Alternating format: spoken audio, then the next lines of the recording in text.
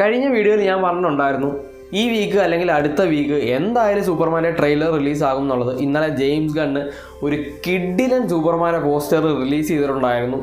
ഈ വരുന്ന വ്യാഴാഴ്ച 19-ാം തീയതി ആയിരിക്കും സിനിമയുടെ ദി വെരി ഫസ്റ്റ് ട്രെയിലർ റിലീസാകാനായിട്ട് പോകുന്നത്.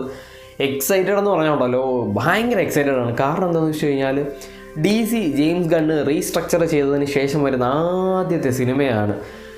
അതേപോലെ തന്നെ ഡേവിഡ് കോൺസെറ്റിനെ സൂപ്പർമാനായിട്ട് കാണുന്ന ആ ഒരു ഫസ്റ്റ് അപ്പിയറൻസ് വരുന്ന മൂവി ആയിരിക്കും. ഇതിനകത്ത് സൂപ്പർ ഗേളുണ്ട്, കുറേയധികം ക്യാമിയോസൊക്കെ ഈ ഒരു സിനിമയിൽ കാണാനായിട്ട് പറ്റും.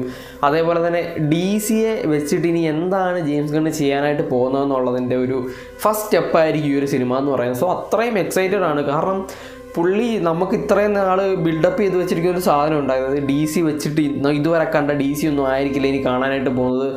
ഭയങ്കര തള്ളിയിട്ടുണ്ട്. ആ ഒരു തള്ളിൻ്റെയൊക്കെ ഒരു 10% എങ്കിലും സിനിമയിലുണ്ടെങ്കിലുണ്ടല്ലോ DC വേറെ റേഞ്ചിലേക്ക്, അതായത് മാർവലിനൊരു കോമ്പറ്റീഷൻ ആവുന്ന തരത്തിലേക്ക് പോകും എന്നാണ് എനിക്ക് തോന്നുന്നത്.